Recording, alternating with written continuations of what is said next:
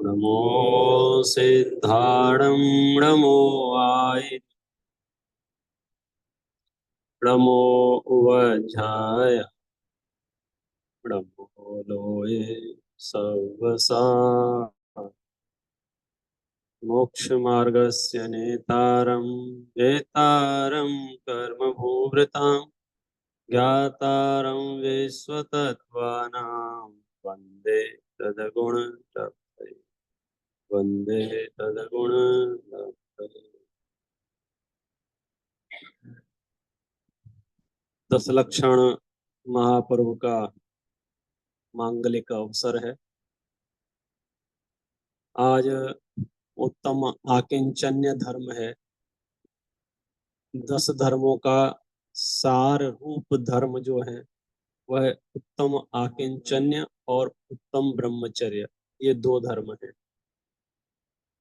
उत्तम आकिंचन्य धर्म की चर्चा हम शुरू करें उससे पहले कल हमने चर्चा की थी उत्तम त्याग धर्म की। उसका सार कौन बताएगा, उसकी समरी? उत्तम त्याग धर्म।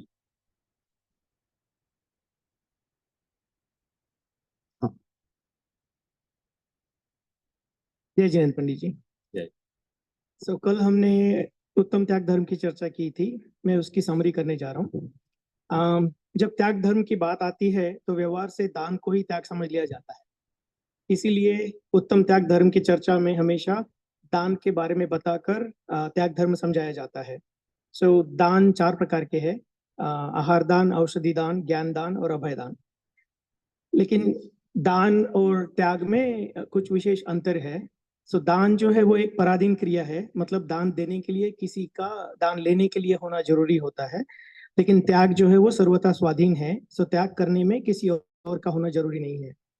दान जो है वो उपयोगी और हितकर वस्तु का किया जाता है, और त्याग जो है वो अनुपयोगी और अहितकर, जिसका त्याग करने योग्य है, ऐसी वस्तु का होता है। कुछ वस्तुओं का दान भी होता है और त्याग भी होता है, जैसे औषधि, आहार, धन इत्यादि। और कुछ वस्तुओं का सिर्फ दान हो सकता है, जैसे ज्ञान दान और अभय दान। तो इसमें आपने बताया था कि अभय दान जो है वो सब में श्रेष्ठ दान है। हमें अभय दान की विशेषता ये है कि ना हमसे किसी को भय लगे, ना हमको किसी से भय लगे। ऐसी अवस्था एक बार हो जाए तो फिर उसमें कोई बात। और कुछ वस्तुओं का सिर्फ त्याग हो सकता है, जैसे राग, द्वेष, विकारी भाव, शरीर के कोई संयोग, रिश्ते, नाते, सब कुछ। त्याग जो है, त्याग धर्म है और दान पुण्य। और त्याग जो है शुद्ध भाव है और दान शुभ भाव है। आपने आत्मा के स्वभाव की विस्तार से चर्चा की और एग्जाम्पल से ये समझाया, जैसे सोने में कोई भी मिलावट होने के बाद में वो वैसे अशुद्ध हो जाता है, लेकिन उसमें सोनापन जो है वो शुद्ध होता है। वैसे ही आत्मा आत्मा का स्वभाव वो शुद्ध है, तो उसमें कोई मिलावट हो नहीं सकती। इसके लिए आपने बताया था कि आत्मा की त्यागोपादान शून्यत्व शक्ति, उसके बारे में, जिसका मतलब है कि ना उसमें कुछ घटाया जाता है, ना उसमें कुछ ग्रहण किया जाता है। तो इसलिए हमें ऐसे ही अपने आत्मा के स्वभाव को समझकर शुद्ध भाव, क्योंकि सब आत्मा जो है, भगवान की हो या हमारी हो या किसी प्राणी की, किसी भी, सब आत्मा शुद्ध है।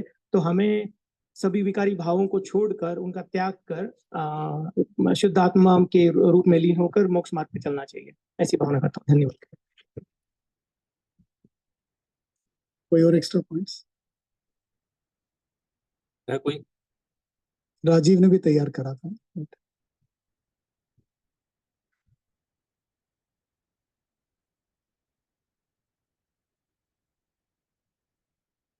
आज जो धर्म है उत्तम आकिंचन्य, बहुत ही महिमावंत है। स्वरूप का सीधे सीधे ज्ञान कराने वाला है। शब्द से ही स्पष्ट हो जाएगा पूरा मामला। शब्द है अकिंचन। अकिंचन से बना है आकिंचन्य। तो अकिंचन माने क्या होता है?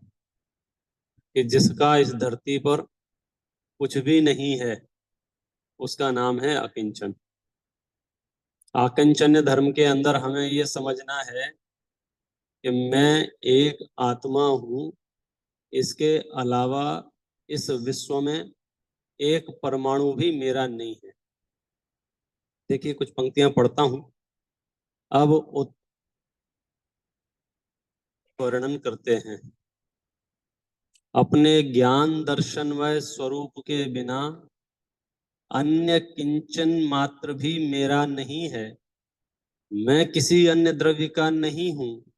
ऐसे अनुभव को आकिंचन्य धर्म कहते हैं। हे आत्मन, अपने आत्मा को देह से भिन्न, ज्ञानमय, अनुपम, स्पर्श रस गंध वर्ण रहित, अपने स्वाधीन ज्ञानानंद सुख से परिपूर्ण, परम अतीन्द्रिय, भय रहित अनुभव करो। यह देह है, वह मैं नहीं हूं। देह तो रस, रक्त, हड्डी, मांस, चाममय, जड़, अचेतन है। मैं इस देह से अत्यंत भिन्न हूं। ब्राह्मण, क्षत्रिय, वैश्य, शूद्र आदि जाति कुल देह के हैं, ये मेरे नहीं हैं। स्त्री, पुरुष, नपुंसक लिंग देह के हैं, मेरे नहीं हैं।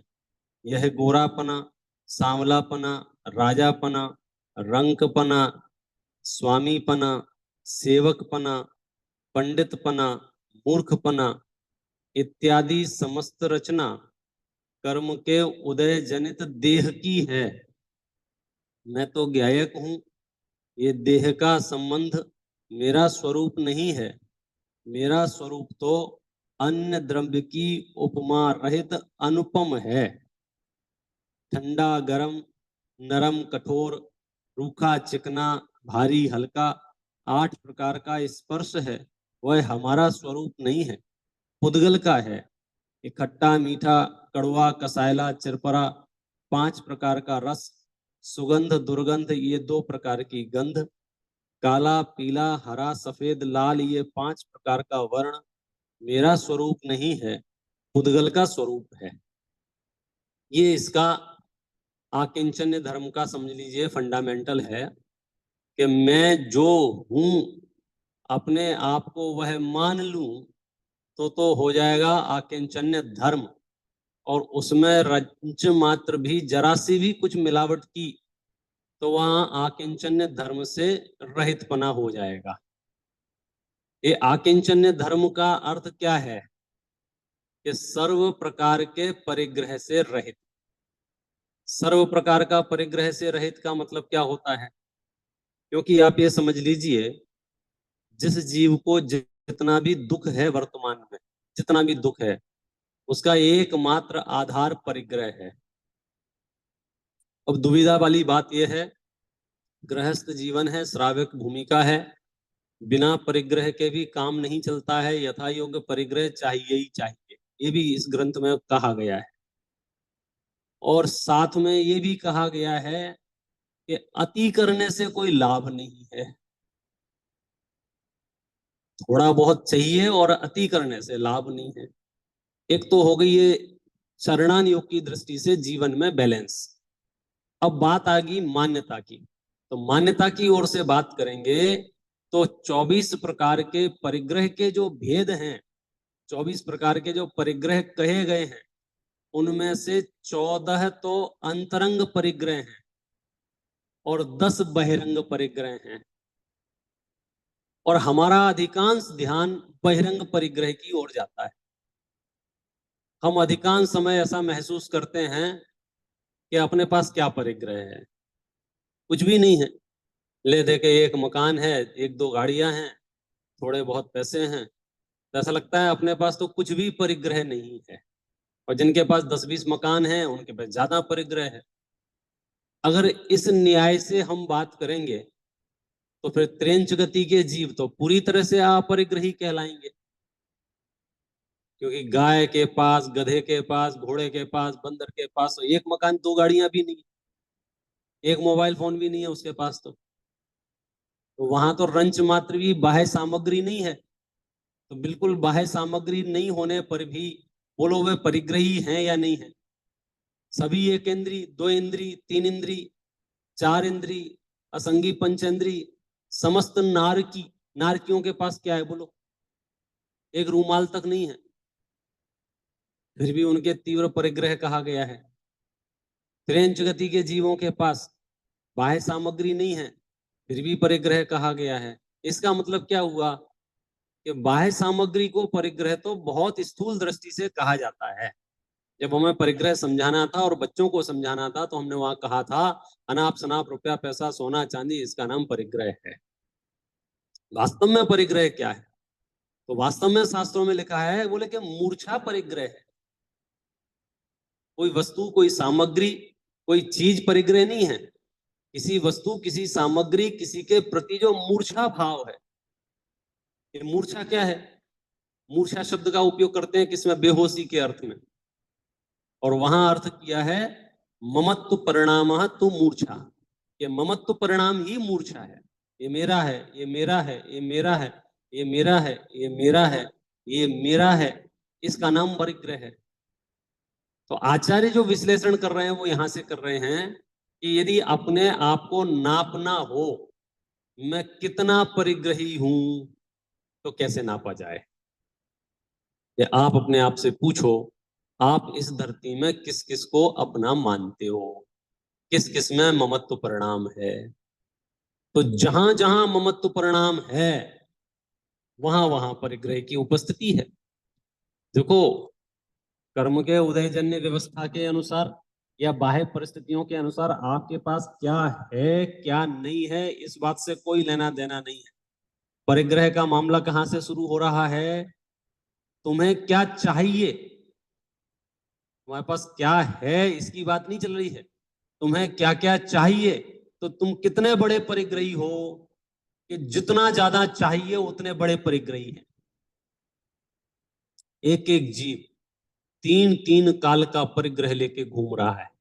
समय सार के बंध अधिकार में अध्यवसान के प्रकरण में चर्चा की है।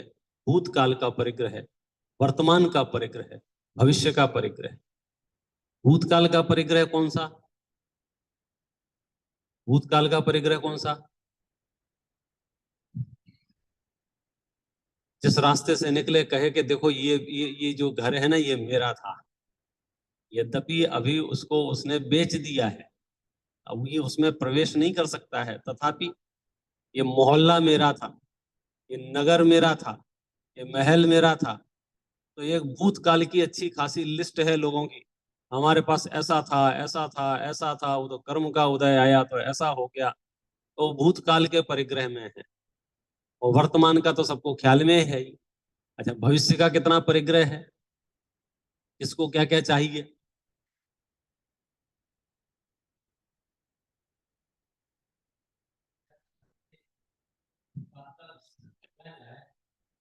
भाव आएगा। आत्मानुशासन में गुणभद्राचार्य तो कहते हैं आशा गर्ता प्रति प्राणी यस्मिन विश्व मणुपम। एक एक जीव का आशा रूपी गड्ढा इतना बड़ा है, इतना बड़ा है कि उन्हें पूरा विश्व भी मिल जाए तो अणु के समान। कस्य किम की अदा याति वृथा वो विशेषता। किसके हिस्से में कितना आएगा जरा सोचो, इसलिए वो इच्छा ही वृथा है। लेकिन हम तो यहाँ परिग्रह का विश्लेषण कर रहे हैं, तो कैसे तय होगा कि हमें उस चीज का परिग्रह है कि नहीं है? तुम रोड पर खड़े हो के, हाँ खड़े हैं, सामने से एक गाड़ी गई, हाँ, और तुम्हारे मन में आया ये गाड़ी मेरे पास होनी चाहिए, बस हो गया परिग्रह। क्यों? क्योंकि तुम्हें उस वस्तु से ममत्व परिणाम हुआ। और मूर्छ होना नहीं होना इसका कोई आधार नहीं है, असली परिग्रह तो परिणामों में है। इसीलिए तो आप इसकी बात की गहराई से विचार करो। जिसके पास 6 खंड है, 6 खंड का अधिपति है भरत चक्रवर्ती, उसके बाद भी गीत गाए जा रहे हैं, भरत जी घर ही में बैरागी। लो भैया, कौन है भरत जी? 6 खंड के मालिक। राशन कार्ड देखा तो इतना बड़ा, अब 96,000 नाम लिखेंगे तो राशन कार्ड कितना बड़ा होगा?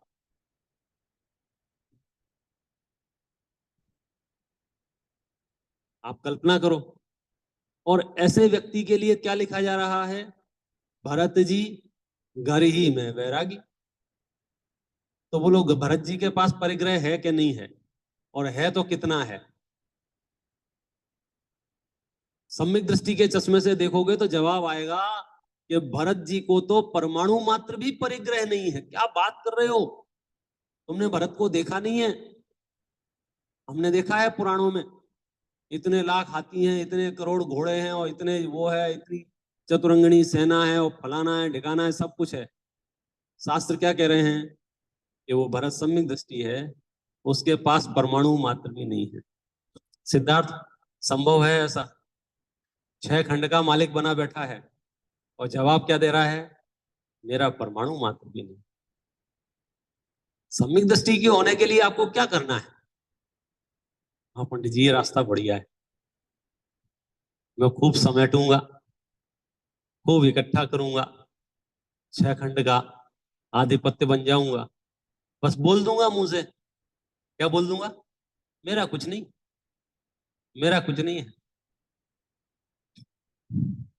गजब हो गया। सम्यक दृष्टि भरत के संबंध में शास्त्र ये कह रहे हैं कि उसको एक परमाणु से भी राग नहीं।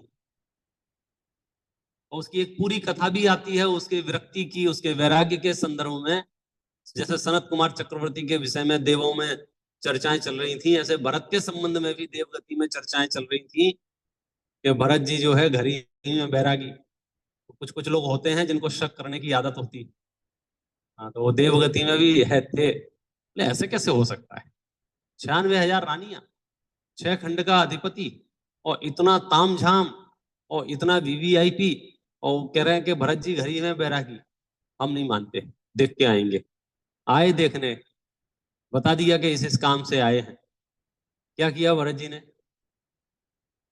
ठीक है, कोई बात नहीं, हमारा काम हो जाएगा, पहले एक राउंड लगा के आ जाओ राजमहल में। क्या कर दिया? क्या विचित्र, ऐसे ऐसे उदाहरण भी इतने सरलतम दिए हैं कि आपको 1 सेकंड में समझ में आ जाए। तेल का कटोरा पकड़ा दिया और 2 सिपाही लगा दिए, अगर एक बूंद भी नीचे गिरे तो गर्दन उड़ा देना, यहां तक आने की जरूरत नहीं है। और फिर पूरा राजमहल घूमा, फिर लौट के इंटरव्यू हुआ उनका, अच्छा बताओ पूर्व दिशा में क्या देखा? बोले तेल। क्या गजब है। पश्चिम दिशा में क्या देखा? तेल। उत्तर दिशा में क्या मिला? तेल। दक्षिण में क्या था? तेल। क्या बात है, इतने बड़े राजमहल में आप इतनी देर से घूम रहे हो और तुमने तेल के अलावा कुछ नहीं देखा? संभव है ऐसा? है? क्या समझाना चाह रहे थे भरत जी? कि तुम्हें दिख रहा है ये 6 खंड है, तुम्हें दिख रहा है ये तामझाम है, मुझे तो एक शुद्ध आत्मा के अलावा दूसरा कुछ नजर नहीं आता है। अब इतनी सूक्ष्म दृष्टि कैसे आवे? अब देखो, इतने वैभव के बीच में भी वो जीव अपरिग्रही हो गया, और उसकी मोक्ष मार्ग की तैयारी इतनी जबरदस्त, इतनी जबरदस्त कि इधर दीक्षा ली और उधर केवल ज्ञान। क्या कमाल है। मतलब ऐसा लग रहा है कि तैयारी गले तक भरी थी, बस घर छोड़ा और मोक्ष। और एक दूसरे उदाहरण भी आपको मिल जाएंगे, दीक्षाएं ले लेंगे, 9वें ग्रेवे तक चले जाएंगे, लेकिन परिग्रह नहीं छूटेगा। बाहर का परिग्रह तो छूट जाता है, ममत्व परिणाम नहीं छूटता है।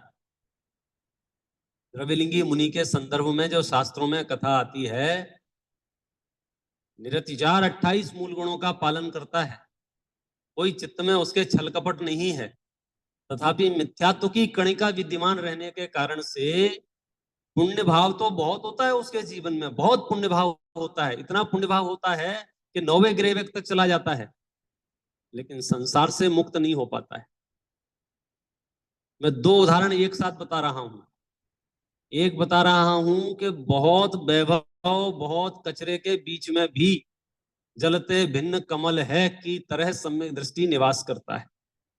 और एक दूसरी परिस्थिति है जहां घर परिवार दुकान मकान रुपया पैसा सोना चांदी सब कुछ त्याग दिया है, 28 मूल गुण अंगीकार कर लिए हैं, महाव्रतों का पालन करते हैं, कोई छल कपट प्रपंच नहीं है, उसके बावजूद भी अंदर में मिथ्यात्व विद्यमान रहने के कारण से संसार अवस्था से मुक्ति नहीं होती।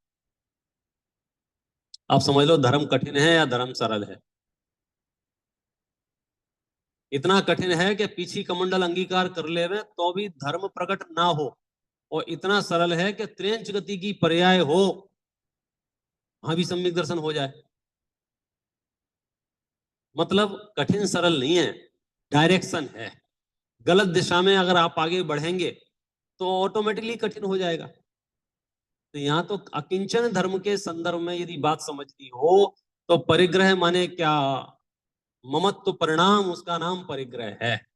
और सरल करना हो, ममत्व परिणाम माने ये मेरा है, ये मेरा है, ये मेरा है, ये मेरा है, ये मेरा है, ये मेरा है, इसका नाम परिग्रह है। अथवा ये मेरा हो जाए, ये मेरा हो जाए, ये मेरा हो जाए, ये मेरा हो जाए, ये मेरा हो जाए, इसका नाम परिग्रह है। ये मेरा था, ये मेरा था, ये मेरा था, इसका नाम परिग्रह है। तो वास्तव में देखा जाएगा तो पता चलेगा कि इच्छा ही परिग्रह है। अब यदि अपरिग्रही बनना हो तो क्या उपाय है? समय सार की मूल गाथाएं हैं जहां लिखा है अनिच्छुक हैं अपरिग्रही जिन्हें भोजन की इच्छा नहीं, अनिच्छुक हैं अपरिग्रही जिन्हें पान की इच्छा नहीं, अनिच्छुक हैं अपरिग्रही जिन्हें पुण्य की इच्छा नहीं, अनिच्छुक हैं अपरिग्रही जिन्हें पाप की इच्छा नहीं, एक भी परिणाम उनके नहीं है। अनिच्छुक हुए तो धर्मात्मा पना प्रकट हुआ। अनिच्छुक होना अपने आप में बड़ी कठिन चीज है, कठिन। यहां से मंत्र पढ़ दिए। हाँ हाँ, कठिन तो हमने बना लिया है। जैसे अपने उत्तम तप धर्म के दिन अपने बात की थी ना, हम कई बार माउथ पब्लिसिटी भी गलत डायरेक्शन में करते हैं। बहुत कठिन है, बहुत कठिन है, बहुत कठिन है, बहुत कठिन है, बहुत। अच्छा, दिमाग को एक बार बोल दो कि बहुत कठिन है, बहुत कठिन है, तो सच में ऐसा लगने लग जाता है कि बहुत कठिन। और करना हो तो आप बोलो बहुत सरल है, बहुत सरल है, बहुत सरल है, हो जाएगा, इसमें क्या है। आप शिखर जी की वंदना करने जो लोग गए होंगे तो कैसे वंदना की? बहुत कठिन है, बहुत कठिन है, हाँ? अरे बस हो गई। राह चलते हमको याद है उस समय किसी ने राह चलते पूछा, और अभी अभी चलना शुरू किया था, आधा एक घंटा हुआ था, बीच में कोई पूछ बैठा कितनी देर है, तो मेरे मुंह से निकल गया कि अभी तो एक ही घंटे चले हैं, अभी तो दूर ही दूर।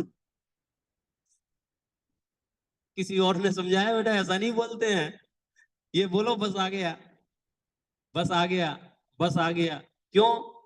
क्योंकि चित्त ने अगर ये मान लिया कि कठिन,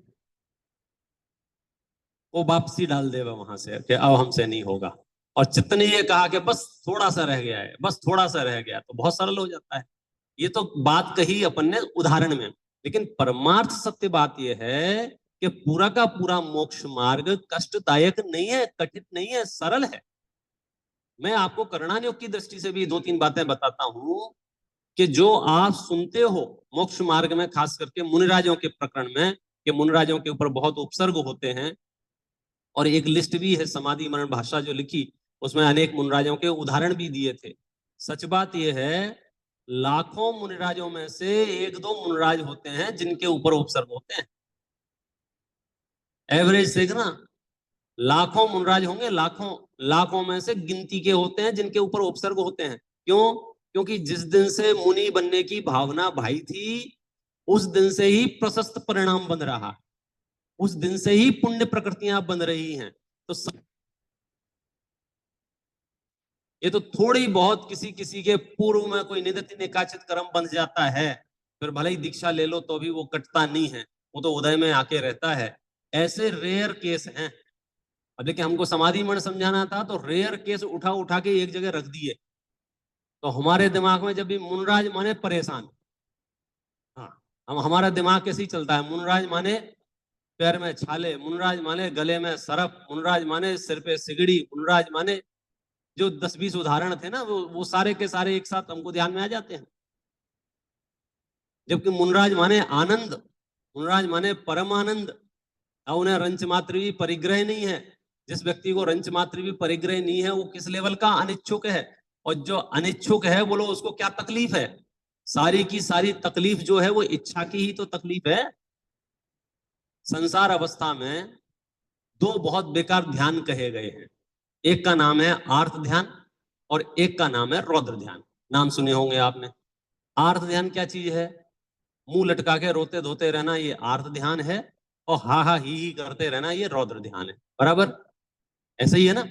आर्त ध्यान वियोग रूप है, आर्त ध्यान शोक रूप है, आर्त ध्यान में परिणाम संक्लेशित दिखते हैं, ऐसा लगता है कि बेचारा दुखी है।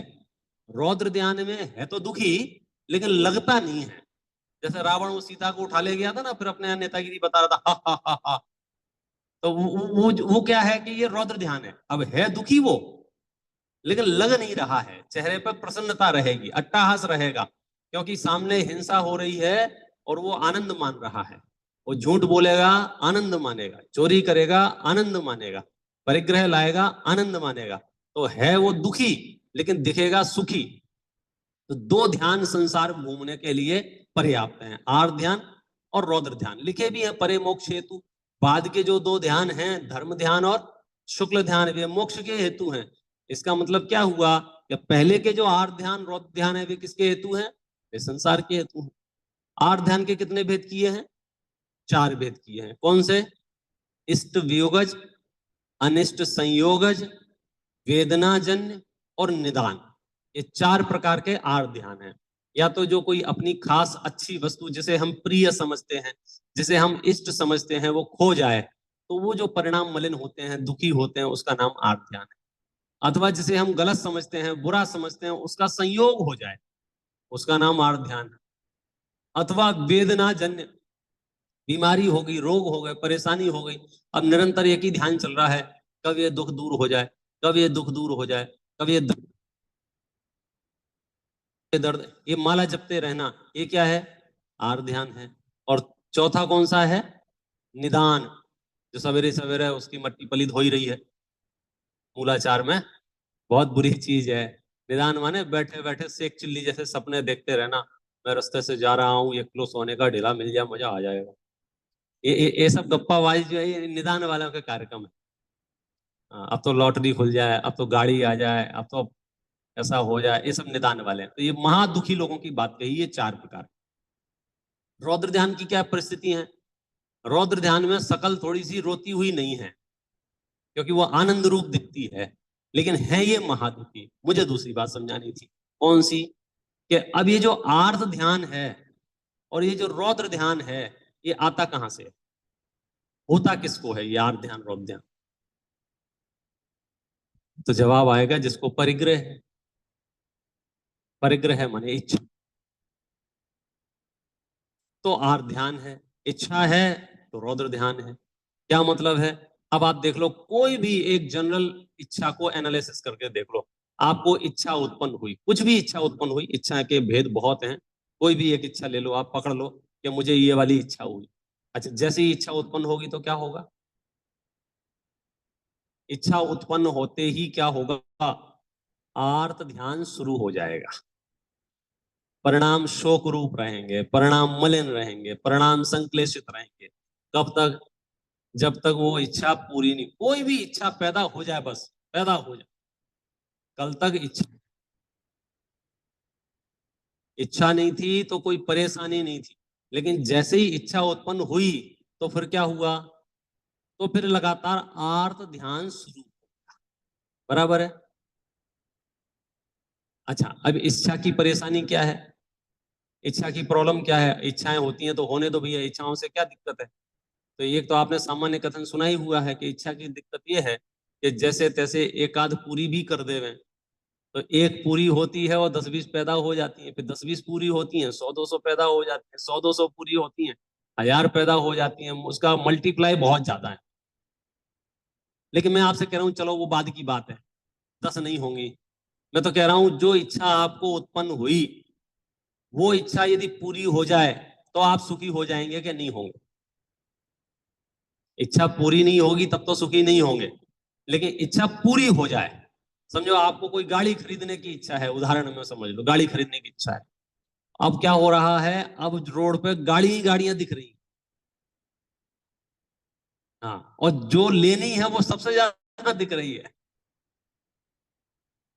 और जो मॉडल लेना है बस वही वही घूम रहा है।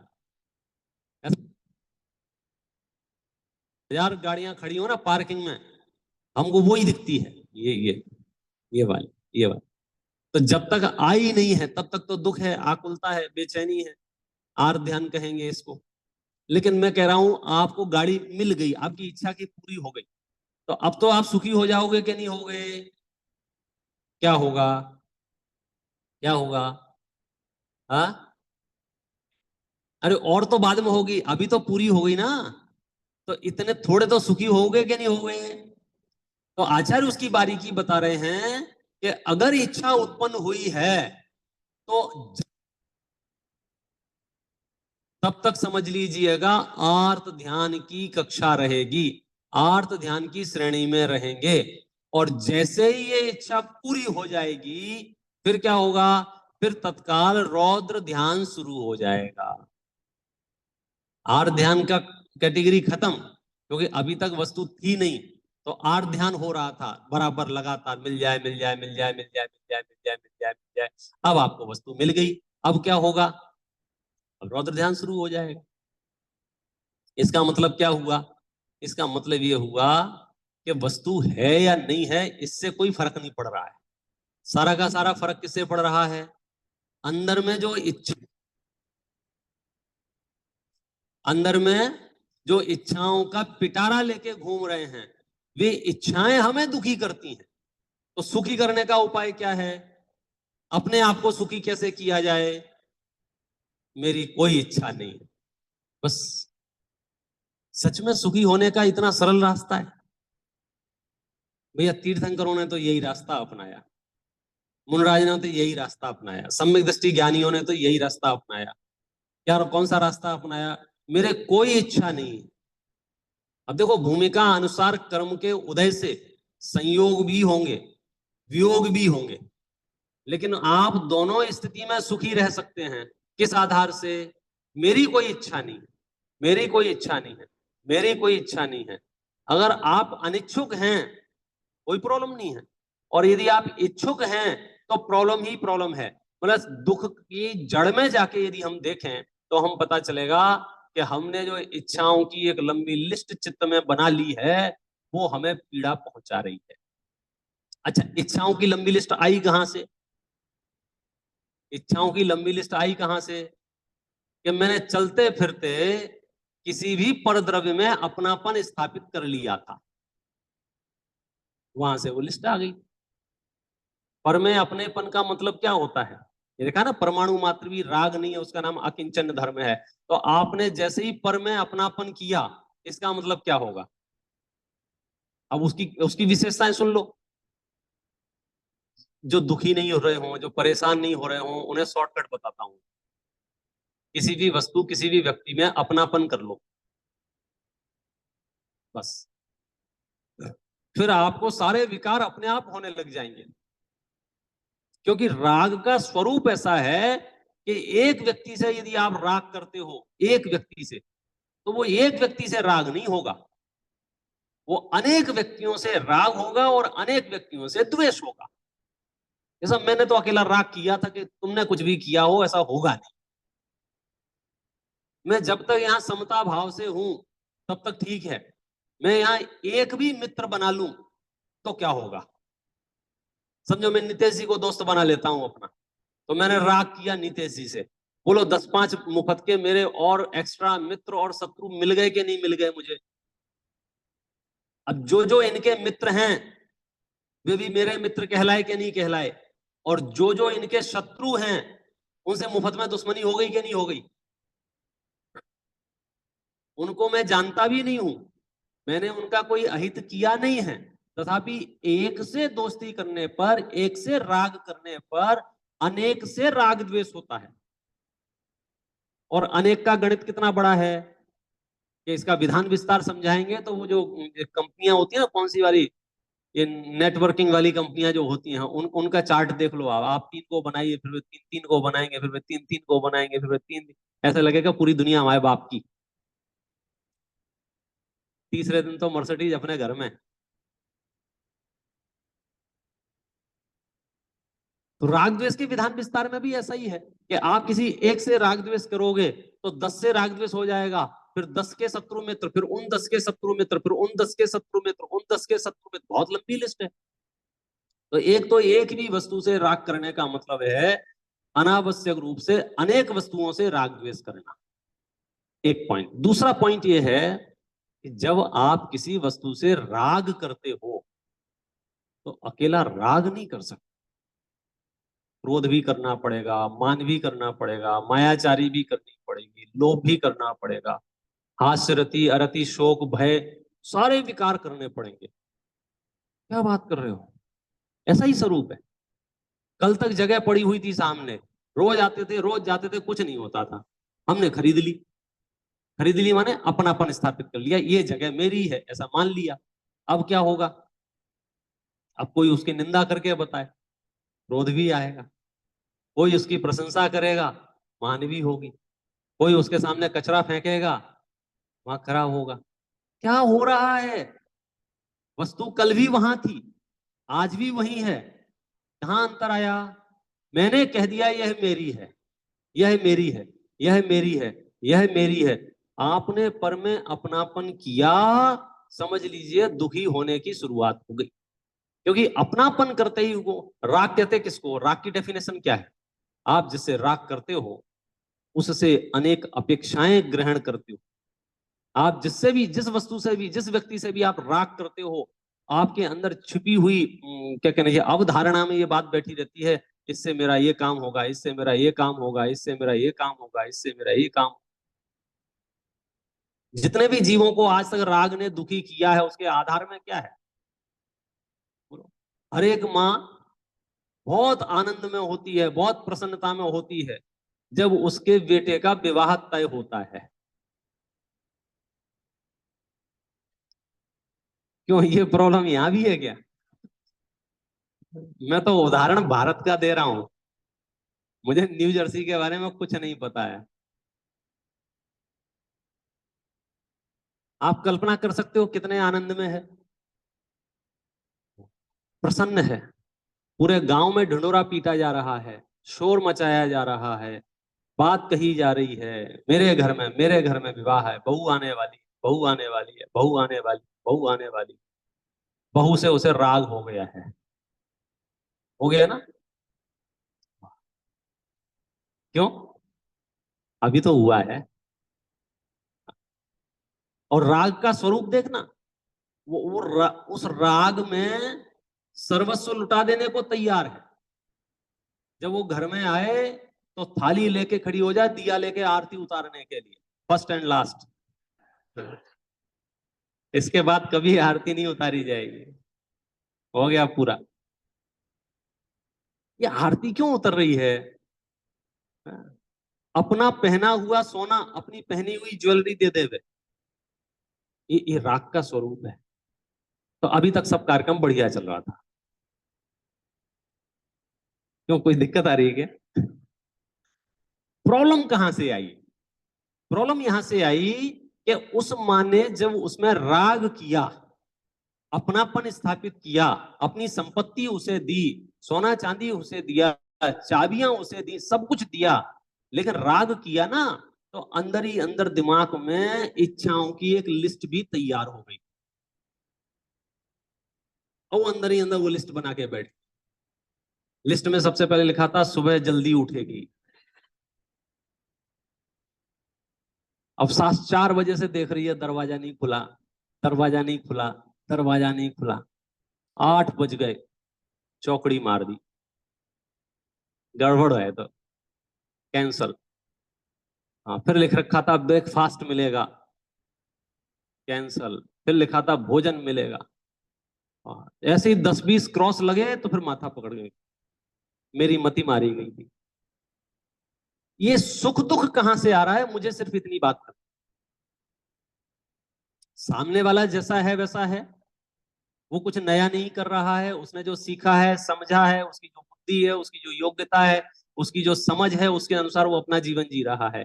यहाँ एक क्षण वो है जब सोना उतार उतार के दे रही है, और एक क्षण वो आता है, वो पछतावे में मैंने जल्दबाजी में ज्यादा दे दिया, धीरे धीरे देती, गड़बड़ कर दी, मैंने ही होशियारी बता दी, 10 मौके आते थोड़ा थोड़ा देते रहते, एक बार में सब दे दिया। अब ये पछताना कहां से हो रहा है? संपत्ति दी है उसका दुख नहीं है, अंदर ही अंदर में जिस वस्तु से आप राग करते हो उससे कुछ अपेक्षाएं होती हैं, और जब ये अपेक्षाएं पूरी नहीं होती हैं तो दुख उपजता है। आप मोबाइल फोन खरीद के लाते हो, क्या के लिए लाते हो? कि दिमाग में 100 अपेक्षाएं होती हैं, इस पे बात हो जाएगी, इस पे फोटो खींच जाएगा, इस पे ऐसा हो जाएगा, इस पे वैसा, और जैसे ही वो नखरे बताता है आपका दिमाग गर्म होता है। आप ऐसे ऐसे करो, वो आगे ही नहीं बढ़ रहा है, उंगली घिस गई, आगे नहीं जा रहा है वो। तो जहां जहां राग है, जहां जहां पर वस्तु से अपनापन है, वहां वहां इच्छाओं का एक पूरा गुब्बारा तैयार हो जाता है, और वो इच्छाओं का गुब्बारा आपको दुखी करता है। तो आप तो सुखी होने का रास्ता बताओ। उत्तम आकिंचन्य धर्म है, एक बार दिल से घोषणा कर दो, इस धरती पर परमाणु मात्र भी मेरा नहीं है। विषय समाप्त, विषय समाप्त। दुख इस बात का नहीं होता है कोई मेरी सहायता नहीं कर रहा है, दुख इस बात का हो रहा है मेरे अपने मेरी सहायता नहीं कर रहे। तो ये जो बीच में आपने शब्द लगा दिया ना, मेरे अपने, वो किससे पूछ के लगाया ये बता? तो वो प्रॉब्लम जो है वो अपनापन है। आपने अपने बेटे से कहा बेटा पानी ले आओ, नहीं लाया। राह चलते किसी बच्चे से कहा पानी ले आओ, नहीं लाया। दोनों बेटे पानी नहीं लाए, गुस्सा जाना किस पे आएगा? क्यों? हरकतें तो दोनों की एक जैसी है ना। एक से राग है, राग है मतलब अपेक्षाएं, चाहे वो जड़ वस्तु हो चाहे वो चेतन वस्तु हो, राग का मतलब ही होता है इच्छाओं की एक लंबी लिस्ट। शरीर से राग है तो शरीर से बहुत अपेक्षाएं हैं हमें, संयोगों से राग है, संयोगों से बहुत अपेक्षाएं हैं। घर दुकान मकान रुपया पैसा सोना चांदी, इस धरती पर जितने भी पदार्थ हैं सब में अपनापन स्थापित कर लिया है, इसलिए हम हर पल हर क्षण बेचैन रहते हैं। सुखी होने का शॉर्टकट, ये मेरा नहीं है, ये मेरा नहीं है, ये मेरा नहीं है। आप घोषणा कर दो, दुनिया की कोई ताकत आपको दुखी नहीं कर सकती। जिस मकान में आग लग रही है वो मकान मेरा नहीं है, इतना घोषणा कर दो आप, फिर क्या समस्या है? 6 6 महीने जंगलों में आग लगती रहती है, किसका दिमाग गर्म होता है? मेरा कुछ नहीं चल रहा हो, दिक्कत कहां होती है? मेरा तो नुकसान नहीं हो रहा है। तो आचार्य वही तो विश्लेषण करके बता रहे हैं कि पहले तुम तय कर लो कि तुम्हारा है क्या। पेट खोलो अपना, तुम्हारा है क्या? ऐसा मेरा तो परमाणु मात्र भी नहीं है, तो फिर क्यों दिमाग गर्म कर रहे हो अपना? ये शरीर डैमेज हो रहा है और ऐसा लग रहा है कि ये बहुत दिन साथ नहीं रहेगा, तो दिमाग गर्म करने की क्या जरूरत है? तुम्हारा था कि नहीं था? मेरा तो नहीं था, यहीं पड़ा मिला था। क्यों? कहीं से लाए थे क्या? यहीं पड़ा मिला था ना, कि लेके आए थे? आप चेक करो परलोक.com पे। कार्बन और तेजस शरीर के अलावा विग्रह गति में कुछ अलाउ नहीं था।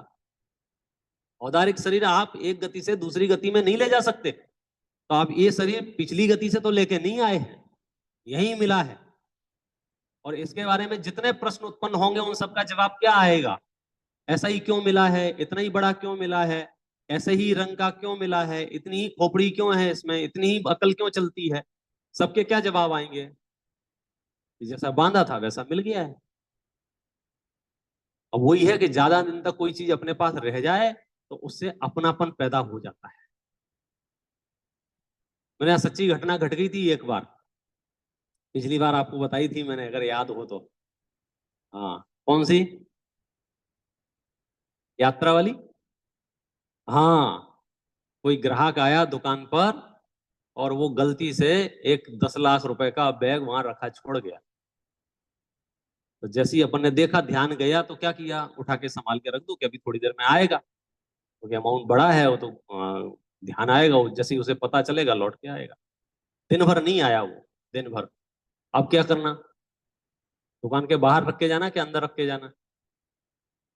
तो दिमाग ने क्या कहा, हो सकता है आज कहीं फंस गया हो, व्यस्त हो गया हो, उलझ गया हो, कोई दूसरे काम ऐसे आ गए हो, ना आ पाया हो, कल आएगा। साइड में रख दिया तिजोरी में। क्या हुआ, कल भी नहीं आया। 2 दिन हो गए, 5 दिन हो गए, हफ्ते भर हो गए, महीने 2 महीने हो गए, वो बैग वैसा का वैसा पड़ा हुआ है, उसके कोई मालिक नहीं। धीरे धीरे क्या होता है मालूम, एक दिन 2 लाख रुपए की जरूरत पड़ती है, तो वैसे तो बाजार से बुलाते थे, इंटरेस्ट देके वापस कर देते थे। फिर किसी ने याद दिलाया, भाई साहब अपने पास वो रखा है ना, वो उसमें से ले लेते हैं, वापस डाल देंगे, क्यों ब्याज देना, जब वो तो फालतू ही रखे हैं, वो तो कोई बढ़ नहीं रखे रखे रखे। हाँ बात तो सही है, तो उसमें से ले लिए, फिर उसमें रख दिए, फिर 3 जरूरत पड़ी, 3 ले लिए, 5 जरूरत पड़ी, 5 ले लिए, 10 जरूरत पड़ी, 10 ले लिए, फिर उसमें रख रहे हैं, फिर निकाल रहे हैं, रख रहे हैं, निकाल रहे हैं। 2-3 महीने में ऐसा हुआ कि वो बैग कहाँ गया पता नहीं, एक में एक हो गए। 6-7 महीने बाद अचानक से फिर से 10 लाख रुपए की चोरी हो गई। अब माथा गर्म हो गया, मेरे 10 लाख चले गए, मेरे 10 लाख चले गए, मेरे 10 लाख चले गए। अब साथ वाले समझा रहे तुम्हारा क्या था उसमें, ये चुप रहो, तुम्हारी तो चवन्नी भी नहीं थी, तुम्हें तो पता भी नहीं था, मतलब यहां तक भी नहीं पता था कि किसके हैं। माल हो गया, लेकिन आकुलता हो रही है, पुलिस वाले के पास जा रहे हैं, दौड़ रहे हैं, भाग रहे हैं, मेरे 10 लाख चले गए, मेरे 10 लाख चले गए, मेरे 10 लाख चले गए। तो पूरी दुनिया में जो तहलका मच रहा है, सिर्फ इस बात का तहलका मच रहा है, यही कुछ सामग्री पड़ी हुई थी, हमने होशियारी बता के उसमें अपनापन कर लिया, और अपनापन करने के साथ में कुछ दिन रहने लग गए। अब इतना अपनापन हो गया कि अब वो वस्तु नष्ट होती है या वस्तु खोती है तो ऐसे छटपटाते हैं। ये 10-20 साल शरीर साथ में रह लिया है ना, तो अब ऐसा लगे ये शरीर छूट रहा है, नष्ट हो रहा है, अरे नहीं नहीं नहीं नहीं नहीं नहीं नहीं नहीं, ऐसे कैसे, ऐसे कैसे? कोई तो डॉक्टर होगा, कोई तो हॉस्पिटल होगा, कोई तो इलाज होगा, दुनिया इतनी एडवांस हो गई है, कुछ एडवांस पे एडवांस नहीं होगी। जिस दिन तुम्हारा आयु कर्म पूरा हुआ, जय जिनेन्द्र, क्या करोगे? सरल कब रहेगा, ये मेरा नहीं है, बस। फिर आपको दुनिया की कोई ताकत दुखी नहीं कर सकती। आपको कितनी घोषणा करनी है, ये मेरा नहीं है। आप देखो रोड पे एक्सीडेंट हो जाए अचानक से, और दूर से आपको ऐसा लगे यार ये अपना बच्चा है, यूनिफॉर्म वैसी हो, जूते वूते वैसे हो, ड्रेस वैसी हो, और आप दौड़ पड़े, और दौड़ते दौड़ते आपको ये दिख जाए क्या, अपना नहीं है, बोलो दुख गायब हो जाता है कि नहीं हो जाता है? हो सकता है अभी भी आप दौड़ेंगे, व्यवस्था बनाएंगे, उसकी हेल्प करेंगे, सब करेंगे, लेकिन पहले जो हार्ट बीट चल रही थी अब नहीं चल रही, क्यों? अपना नहीं है। तो पता चला कि सारा का सारा दुख कहां से आ रहा है, मेरा है, मेरा है, मेरा है, मेरा है, मेरा है, मेरा है, मेरा है। दुख मुक्त होना है, हाँ क्या उपाय है, मेरा परमाणु मात्र भी नहीं बोला। सम्यक दृष्टि होने का शॉर्टकट है उत्तम आकिंचन धर्म। मैं क्यों माथा गर्म कर रहा हूं इस धरती पर, जब एक परमाणु भी मेरा नहीं है, तो मैं तनाव में क्यों हूं? अपने आप से पूछ लो, आपको जवाब मिल जाएगा। और जैसे ही आपने कहा कि ये मेरा नहीं है, जो मेरा नहीं है वह नष्ट हो जाए, छिद जाए, भिद जाए, चला जाए, खो जाए, मिल जाए, बोलो क्या फर्क पड़ने वाला है? आपको पता है अंबानी के यहाँ 200 करोड़ रुपया कम हो गए हैं, आप कहोगे हमको क्या फर्क पड़ रहा है? 400 करोड़ बढ़ गए हैं तो हमको क्या फर्क पड़ रहा है? क्योंकि अपना नहीं है ना। तो जहां अपनापन नहीं है, वहां कितना ही बढ़े, कितना ही घटे, बोलो हमारे दिमाग पे तो उसका डिप्रेशन नहीं आता है ना। किसी को इतना तनाव तो नहीं हुआ, इतना खर्चा हो गया शादी में, इतना खर्चा हो गया शादी में,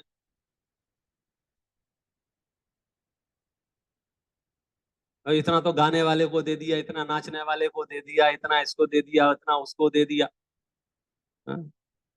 कितना खर्चा कर दिया, कितना खर्चा कर दिया, किसी को तनाव हुआ? क्यों? अपने बाप का क्या है? मतलब जो मेरा नहीं है, वहां कुछ भी होता रहे, आपको रंच मात्र भी दुख नहीं होता है। इससे क्या रहस्य सामने आया कि यदि मैं सुखी होना चाहता हूं, मैं इस धरती पर किसी भी परमाणु मात्र में अपनापन स्थापित ना करूं, तो मुझे कोई दुखी नहीं कर सकता है। फिर आप सामायिक करो, संयोगों का क्या होगा, जो आज तक हुआ वो ही होगा। जितने मेरे उदय में होंगे वो पड़े रहेंगे, जो उदय में नहीं होंगे गायब हो जाएंगे। फिर कोई छीन लेगा, कोई लड़ लेगा, कोई भिड़ लेगा, कोई कोर्ट कचहरी से ले लेगा, कोई सीधे ले लेगा, कोई बंदूक रख के ले जाएगा, कोई हाथ जोड़ के ले जाएगा। तरीके कुछ भी हो सकते हैं। जितना धन आपके पास कर्म के उदय से आज है, कल उतना रहेगा क्या नहीं रहेगा? कि धन के क्षेत्र से क्षेत्रांतर का काल आएगा, वो चला जाएगा, आप उसको नहीं रोक सकते। 1 सेकंड में चला जाएगा, 1 सेकंड में। अभी अभी इंडिया में था, हमारी डॉक्टर थी पिछली बार जो अपना शपथ प्रश्न मंच का समारोह हुआ ग्रैंड फिनाले, उसमें प्राइज डिस्ट्रीब्यूशन के लिए चीफ गेस्ट के रूप में आई थी। इंदिरा हिंदुजा, पद्मश्री अवार्डेड है वो। किसी ने फोन पे बोल दिया कि मैंने आपको कुछ पैसे गलती से आपके अकाउंट में चले गए हैं, प्लीज आप ओटीपी बता दीजिए तो मेरे पैसे वापस आ जाएंगे। मैडम ने बता दिया, 45 लाख कम हो गए। अब वो बाद में बार बार मैं ऐसी बेवकूफ कैसे हो सकती हूँ? धन का क्षेत्र से क्षेत्रांतर का काल आ गया ना। हम तो पहले ही कहा था शपथ को दान दे देते। धन तो रुकने वाला नहीं है, वो तो जाएगा, वो नहीं रुके। उसके 1 सेकंड 1 मिनट भी वह संयोग नहीं रहेंगे, कारण कुछ भी हो। समझो उसने रिक्वेस्ट से मांग लिया, ओटीपी मांग लिया, निवेदन कर लिया, भावनाओं में बहके आपने दे दिए, हो सकता है गन पॉइंट पे ले जाता, यहाँ साइन करो, हो सकता है छीन लेता, तरीके कुछ भी होते। यदि उतने धन का तुम्हारे साथ योग नहीं है तो नहीं। इसलिए तो वो पंक्ति आती है, धन बुराहु भला कहिए। यद्यपि धन बहुत बेकार चीज है, फिर भी हम उसे भला कह सकते हैं। कब? लीन पर उपकार में, कि वो परोपकार में यदि लग जाए तो समझ लेना हमारा सार्थक हो। तो उत्तम आकिंचन धर्म तो ये चल रहा है, एक आत्मा के अलावा इस धरती पर मेरा कोई नहीं है। मेरा किसी से ममत्व भाव नहीं, मेरा किसी से एकत्व भाव नहीं, मेरा किसी से कर्तृत्व भाव नहीं, मेरा किसी से भोक्तृत्व भाव, रंच मात्र भी पर द्रव्य से मेरा कोई लेना देना नहीं है। आप फिर तमाशा देखो पूरी दुनिया में, केली करें शिव मार्ग में जग माहि जिनेश्वर के लगु। मोक्ष मार्ग में सम्यक दृष्टि आनंद करते हैं, आनंद करते हैं। कल अपन ने बात की थी थोड़े, सनत कुमार चक्रवर्ती कोड़ हो गया पूरे शरीर में, कोड़ हो गया, और कितने दिन तक? 700 वर्ष तक। क्या बात कर रहे हो? उन्हें भक्तांबर नहीं आता होगा, नहीं तो पढ़ लेते। हमारा दिमाग इससे ज्यादा चलता ही नहीं है। हम ये मानने को तैयार नहीं है कि भाई साहब 148 कर्म प्रकृतियां हैं, जिस जीव ने जिस विधि से जिस तरीके से जो प्रकृतियां बांधी हैं उनको वैसा उदय आता है और उनको भोगना पड़ता है। उसमें डिस्काउंट ऑफर नहीं है, उसमें फर्क नहीं पड़ता है। और गजब तो बात यह है कि तुम्हें जो कोड़ कोड़ दिख रहा है, मुनराज सनत कुमार चक्रवर्ती कहते हैं मैं तो रोगी हूं ही नहीं। क्यों? शरीर मेरा है ही नहीं। तो जो मेरा नहीं है वह रोगी रहे कि निरोगी रहे कि खूबसूरत रहे कि बेकार रहे कि कुछ भी रहे, बोलो मुझे क्या फर्क पड़ने वाला। लेकिन फर्क पड़ रहा है। क्यों? क्योंकि मैंने अपनापन स्थापित कर ली। तन उपजत अपनी उपज जान, तन नशत आपको नाश मान। देखो मेरा स्वभाव तो परिपूर्ण सुख है, मेरा स्वभाव तो सुख से परिपूर्ण है, परंतु यहाँ कर्म के अधीन दुखों से व्याप्त हो रहा हूं। मेरा स्वरूप इंद्रिय रहित अतीन्द्रिय है, इंद्रियां पुद्गलमय कर्म द्वारा की हुई है। मैं समस्त भय रहित, अविनाशी, अखंड, आदि अंत रहित शुद्ध ज्ञान स्वभाव हूं। परंतु अनादि काल से जैसे स्वर्ण तथा पाषाण मिला हुआ है, उसी तरह क्षीर नीर के समान कर्मों से अनादि काल से मिला हुआ चला आ रहा हूं। मिथ्यात्व नाम के कर्म के उदय से अपने स्वरूप के ज्ञान से रहित होकर देहादि पर द्रव्यों का अपना स्वरूप जानकर अनंत काल से मैंने परिभ्रमण किया है। अब कोई आवरण आदि के किंचित दूर होने से श्री गुरुओं के द्वारा उपदेशित परमागम के प्रसाद से तथा परमे स्वरूप का ज्ञान हुआ है। बोला अब कोई सौभाग्य जगह है कि तीर्थंकरों की वाणी का सार मुझे मिल रहा है। कौन सा? ये शरीर आदि संयोग से मेरा कुछ लेना देना, ये रहें ये ना रहें, ये बढ़िया रहें ये खराब रहें, मैं क्या करूंगा? मैं जान लूंगा। क्यों? मेरा स्वभाव तो जानने देखने वाला है, मेरा स्वभाव करने वाला नहीं। करें क्या? जैसी संगति में जीव रहता है बुद्धि वैसी वैसी चलती है। समस्त जगह कर्तृत्व की भाषा चलती है ना, तो इसको ऐसा लगता है हाँ मैं करूंगा, मैं करूंगा। कितनी जगह देखो एक प्रकरण है इसमें 183 नंबर के पेज पे। प्रत्यक्ष देखते हैं, हजारों अन्न अन्न करते मर जाते हैं, दरिद्री रंक होकर घर घर के दरवाजे पर फिरते हैं, दीनता दिखाते हैं, फिर भी उनकी ओर कोई नहीं देखता, कोई उनकी सुनता नहीं है। यह सभी पूर्व जन्मों में धन से तीव्र ममता बांधकर कृपण होकर धन संग्रह किया था, उसका फल है।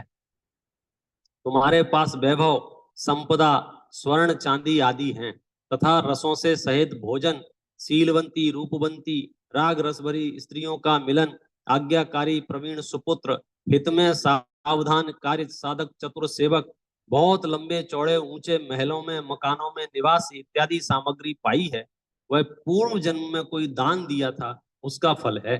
दान के प्रभाव से भोग भूमि में जन्म, स्वर्गों के विमानों का स्वामी बना होता है, इत्यादि चर्चा है।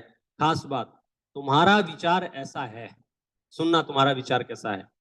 यह लक्ष्मी हमारी है। किसकी है? हमारी। हमारे कुल में चली आ रही है। हम बुद्धिहीन नहीं हैं जो हमारी लक्ष्मी नष्ट हो जाएगी। जो मूर्ख बुद्धिहीन होकर भूलें करते हुए चलते हैं, उनकी संपत्ति नष्ट हो जाती है। ऐसा तुम्हारा भ्रम है। वह मिथ्या दर्शन के उदय के जोर से बड़ा भ्रम है। अनंतानुबंधी कषाय के उदय से अभिमान है। वह थोड़े ही दिनों में नरक का नारकी बना देगा। बहुत आरंभ बहुत परिग्रह नरकास्य, नरक गति के बंध का कारण है। 24 घंटे एक ही माला जपे जा रहे हैं, और हो जाए और हो जाए और हो जाए और हो जाए और हो जाए। देखो मैं फिर से कह रहा हूं, तुमने कितना कर्म बांध रखा है और कितना हो जाए उससे उतना फर्क नहीं पड़ रहा है, लेकिन उसके प्रति जो आसक्ति भाव आ रहा है उससे जीवन तहस नहस हो रहा है। क्योंकि हमने साफ देखा है, सम्यक दृष्टि भी मजे में है, 6 खंड का परिग्रह है उसके बावजूद भी, और कुछ नहीं है ना के बराबर, लेकिन दिमाग 24 घंटे वहीं घूमता रहता है। दूसरों की संपत्ति देखकर, दूसरों का वैभव देखकर, दूसरों के ठाट बाट देखकर, इतना हो जाए इतना हो जाए इतना हो जाए। अच्छा, माला जपने से हो जाएगा? लॉ ऑफ अट्रैक्शन काम करता है कि नहीं करता? सीक्रेट। सारी कायनात मिल जाएगी ना नोट इकट्ठे। मैं अगर बोलूंगा note note note note note note, तो सवेरे सवेरे उठूंगा तो क्या होगा? चारों तरफ नोट नोट। ऐसा हो तो सही में सैकड़ों विद्यालय खुल जाएं। क्या क्या बात कर रहे हो? नहीं हो सकता है। तुम्हारे माला जपने से सिर्फ आर्त ध्यान होगा, तो क्या करेंगे? भूल जाओ। आज तक के सर्व संयोग स्वयं मिले हैं, आगे के भी सर्व संयोग स्वयं मिलेंगे। जितना कार्य होना होगा उतने मिलेंगे, जैसा कार्य होना होगा वैसे मिलेंगे। कार्य नहीं होना होगा तो नहीं मिलेंगे, मिलना होगा तो मिलेंगे। दिमाग गर्म करने से क्या लाभ है? उत्तम आकिंचन धर्म की शरण में आ जाओ और देखो, परमाणु मात्र भी मेरा नहीं है, और जो मेरा नहीं है उसका कुछ भी हो मुझे क्या परवाह है, बोलो। हे आत्मन, यदि तुम्हें जिनेन्द्र देव के वचनों में श्रद्धान है, धर्म से प्रीति है, तथा दुखी जीवों को देखकर दया आती है, तो हृदय में ऐसा सही विचार करो, मैं मूढ़ आत्मा ने धन से ममता करके पुराने पैतृक धन की तो बड़े यत्न से रक्षा की, नया भी बहुत कमाया। नया धन कमाने में मैंने भूख प्यास क्षुधा त्रसा शीत उष्ण दुख भोगे, अनेक आरंभ व्यापार राज सेवा विदेश गमन समुद्र प्रवेश किए, अधर्मी मिलेच्छादि को अनुकूल करने में राजी करने में बहुत निंदनीय कार्य करना पड़े। जिस प्रकार से धन पैदा किया है, अब मरण तो अचानक आएगा, धन बचा नहीं सकेगा। बोलो, आयु जब नजदीक आएगी और आपके पास 100-200 करोड़ रुपया रखे होंगे, तो थोड़ी राहत मिलेगी कि नहीं मिलेगी? 10-15 मिनट का मामला होगा कि नहीं होगा कि बस 15 मिनट 9 बार मुकार मत पढ़ लेना तो फिर चलता हूं। तो ये कुछ जीवन की सच्चाइयां हैं, आचार्यों ने बेझिझक आपको बताई हैं, कहीं लीपापोती की नहीं है, सावधान किया है। जो है जैसा है आप तो प्राप्त है वही पर्याप्त है। ये तो बाहर से कही जाने वाली बात है। सच बात यह है कि मैं एक शुद्ध आत्मा हूं मैं एक ज्ञानानंद स्वामी हूँ, मुझे रंच मात्र भी परद्रव्य की आवश्यकता नहीं है। ऐसे उत्तम आकिंचन धर्म को अपने जीवन में अपनाएं। इस मंगल भावना से अभी की बात विराम।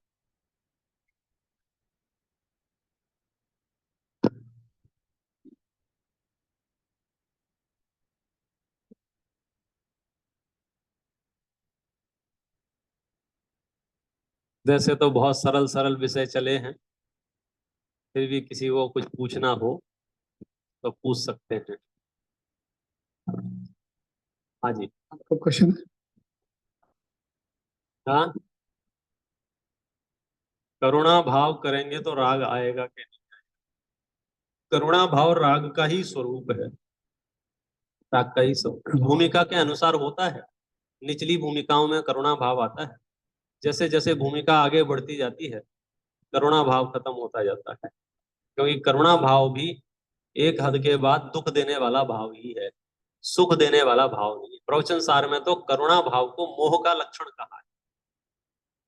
जैनाचार्यों से मिलो तो तबीयत खुश हो जाए, कोई लोड लेने की जरूरत नहीं है, इसका क्या होगा उसको क्या होगा, सारा ठेका तुमने थोड़ी लिया। एक एक जीव का अपना अपना उदय है, छोड़ दो उस पर भरोसा। ऐसा है। पंडित जी, किसी ने क्वेश्चन भेजा है हाँ। कि आपने कर्म के उदय के बारे में बताया है, क्रोध मान माया वगैरह, और कैसे हमें भाव कंट्रोल करने हैं। बट प्रैक्टिकल प्रॉब्लम ये है कि जब सामने वाला हमें कुछ कहता है, कुछ बोल ही देता है, तो हम तो कंट्रोल कर ही नहीं पा रहे हैं। तो इसका सरल उपाय क्या है कि जिसके कारण जो आपने ये जो जैन टीचिंग्स है और जो हमारी डे टू डे लाइफ है, इस प्रिंसिपल्स को कैसे बैलेंस करें?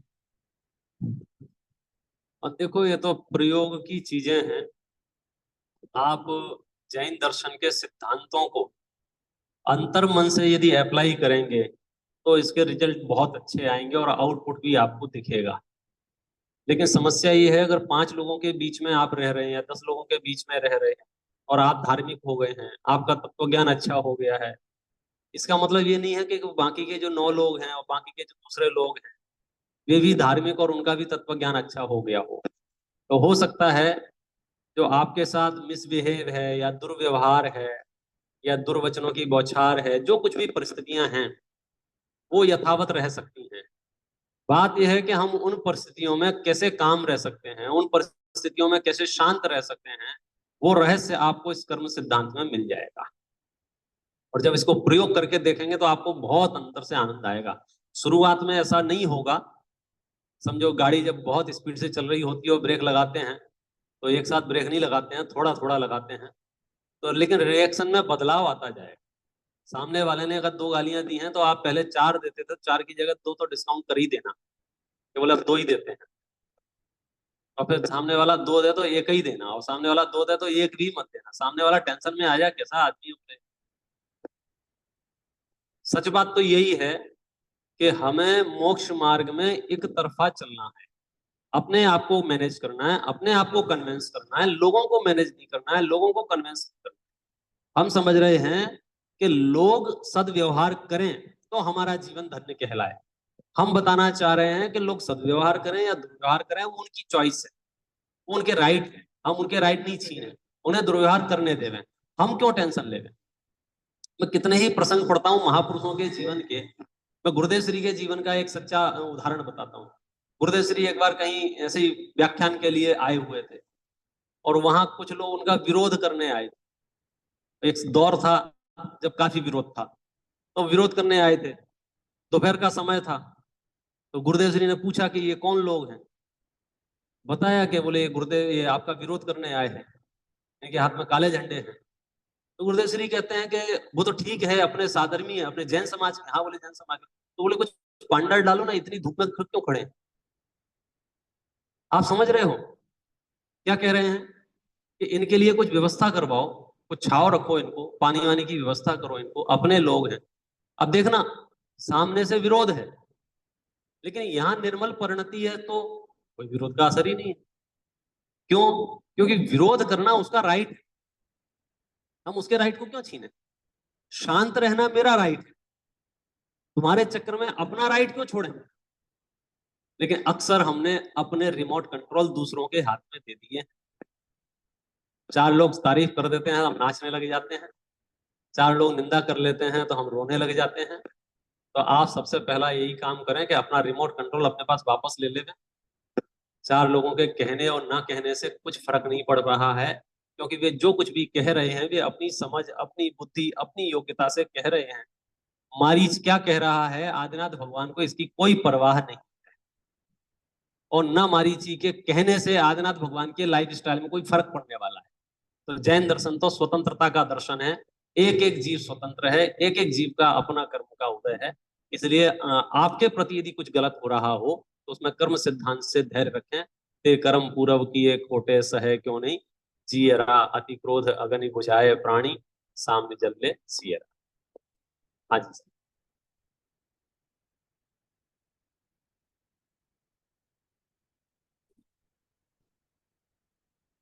हाँ बेटा, लटको मत, टपक जाओगे।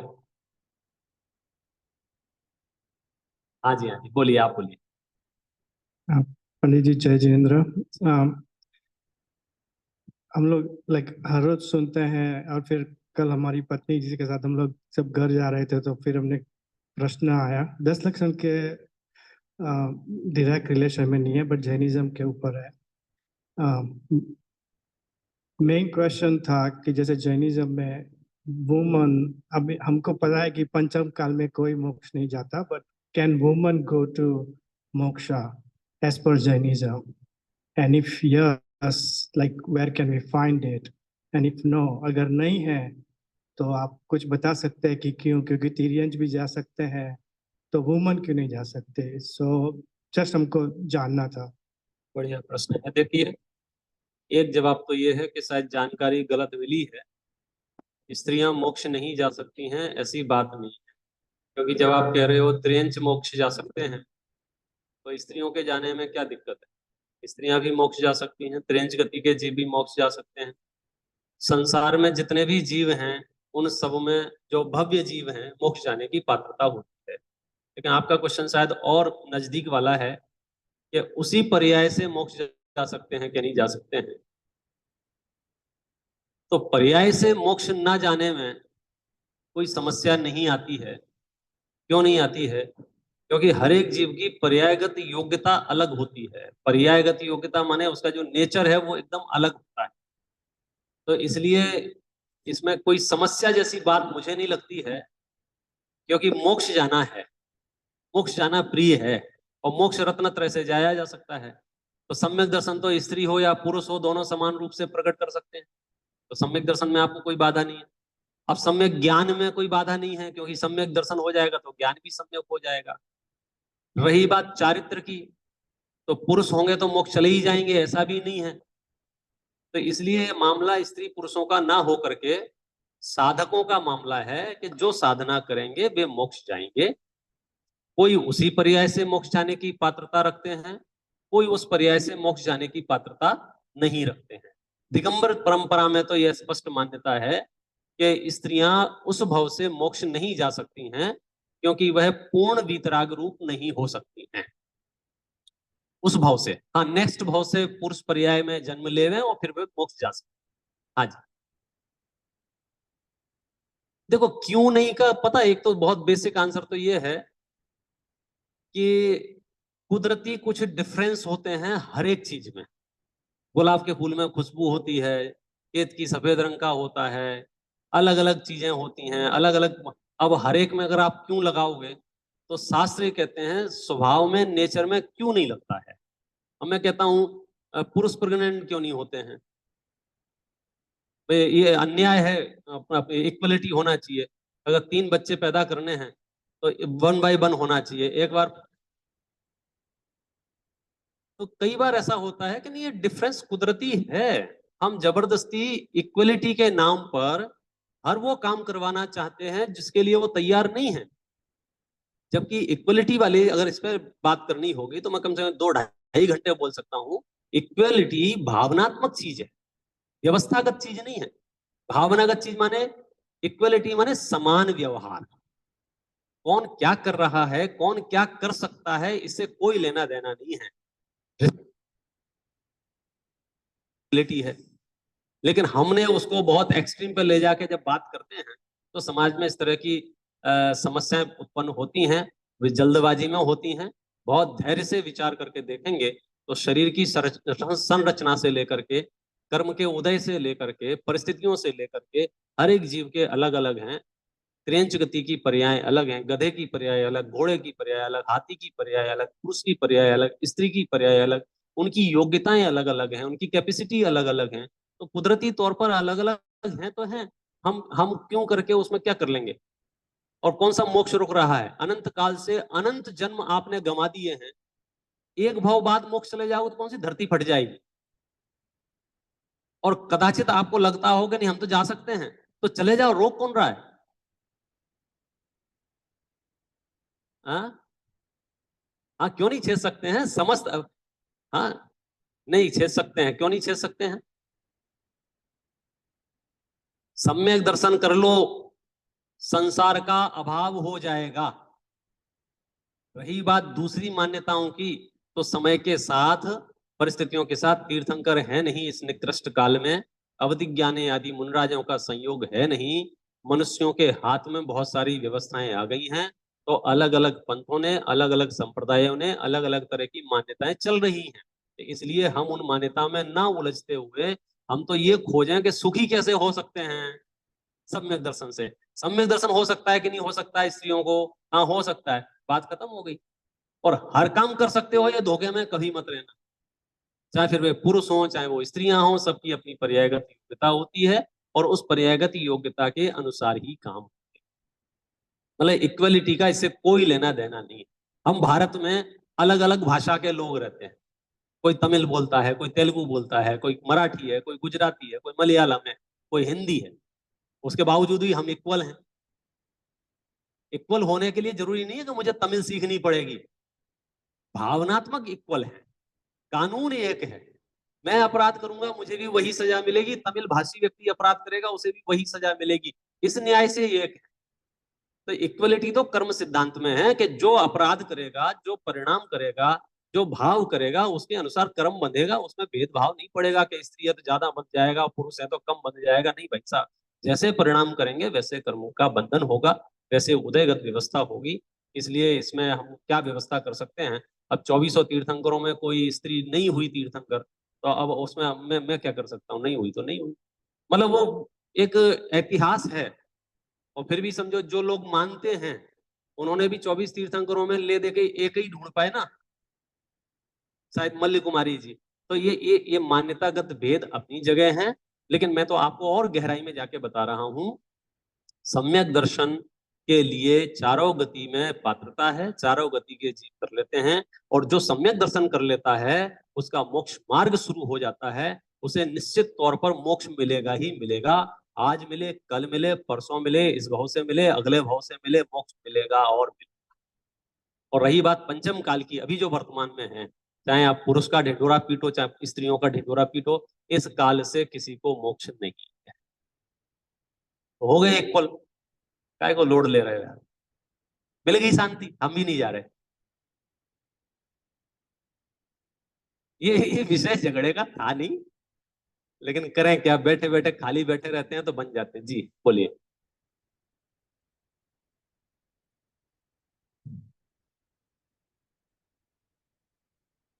बहुत बढ़िया। इनका प्रश्न है सम्यक दर्शन कैसे मिलता है? सम्यक दर्शन अर्थात दर्शन मोह का अभाव। दर्शन मोह अर्थात उल्टी मान्यता। जैसे मैं शरीर हूं, जैसे मैं द्रव्य कर्म भाव कर्म नौ कर्म हूं, मैं परद्रव्य का करता हूं, मैं परद्रव्य का भोगता हूं, ये सारी उल्टी मान्यताएं। जब हम तत्वबोध करते हैं, जीव अजीव आश्रव बंध संवर निर्जरा मोक्ष, इन 7 तत्वों के बारे में सच्ची श्रद्धा करते हैं, तो हमें सम्यक दर्शन उत्पन्न होता है। 7 तत्वों के मामले में विपरीत मान्यता ही मिथ्या दर्शन है। इसलिए यदि हम सम्यक दर्शन चाहते हैं तो हमें 7 तत्वों को समझना चाहिए। तत्वा सूत्र की शुरुआत में ये बात कही है, सम्यक दर्शन ज्ञान चारित्राणी मोक्ष मार्ग। फिर अगला सूत्र लिखा है तत्वार्थ श्रद्धानम सम्यक दर्शनम, के तत्वार्थ का श्रद्धान करो। अभी क्या गड़बड़ होती है? जीव को अजीब मानते हैं, अजीब को जीव मानते हैं, आश्रव बंध बुरे हैं उन्हें भले मानते हैं, संवर निर्जरा भली है उसे बुरा मानते हैं, मोक्ष का स्वरूप जानते नहीं है, सोचते हैं 4 आइसक्रीम जहां बट रही है वही मोक्ष है, तो हम स्वर्ग को ही मोक्ष मान लेते हैं। तो मोक्ष को मोक्ष माने, आश्रव बंध को आश्रव बंध माने, संवर निजरा को संवर निजरा माने, जीव अजीव में भेद विज्ञान करें तो आपको सम्यक दर्शन हो सकता है। सम्यक दर्शन के लिए 7 तत्वों की समझ की आवश्यकता पड़ती है। तो 7 तत्वों की समझ कैसे हो सकती है? तो हम तो यही कहेंगे शास्त्रों के अभ्यास से 7 तत्वों की समझ हो सकती है। आप सम्यक दर्शन के विषय शास्त्रों में खोजिए, आपको जवाब मिल जाएगा कि सम्यक दर्शन कैसे हो।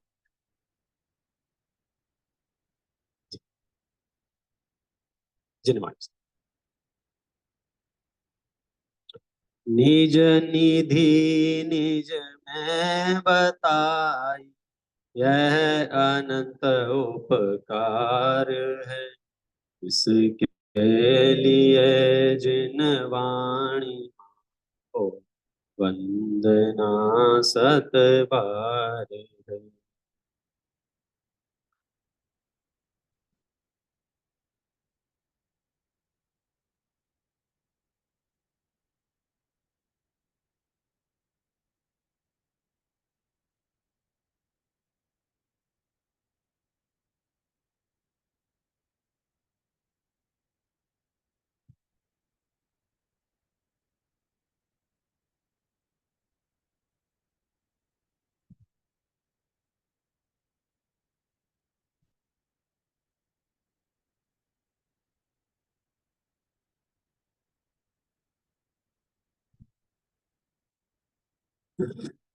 जिनवाणी वापस मंदिर में रखते हैं।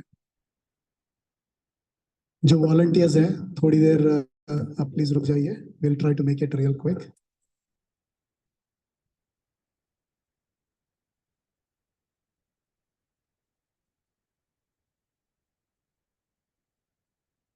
One second. जूम पे सभी को, we are ending the meeting now. जय जिन एंड गुड नाइट।